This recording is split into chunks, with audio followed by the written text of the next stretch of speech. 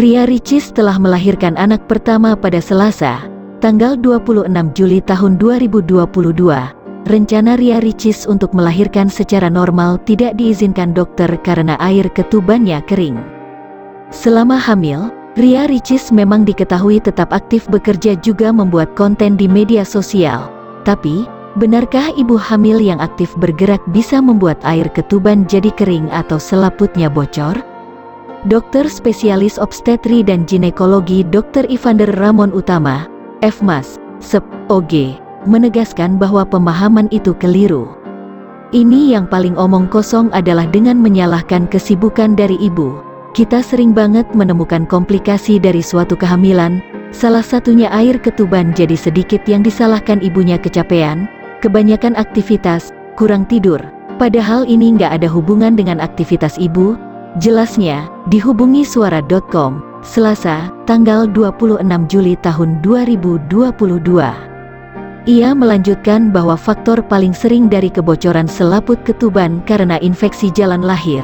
Apabila selaput tersebut tidak bocor, kemungkinan penyebabnya karena memang produksi air ketuban yang sedikit akibat kondisi ibu tidak sehat. Akibatnya, janin pun kekurangan nutrisi untuk memproduksi air ketuban. Dalam prosesnya, air ketuban awalnya terbuat dari air di dalam tubuh ibu, itu sebabnya, ibu harus cukup gizi dan tidak dehidrasi. Setelah usia kehamilan mencapai 20 minggu, air ketuban sebagian besar berasal dari urin janin dengan bayi menelan cairan dan mengekskresikannya. Yang pasti, pergerakan ibu, aktivitas ibu itu tidak membuat ketuban jadi lebih gampang bocor, ujarnya. Dr. Evander menyampaikan, risiko pecah atau bocor ketuban itu bisa terjadi kapan saja, bahkan bisa juga terjadi saat usia kehamilan masih trimester awal apabila ibu memang kurang gizi.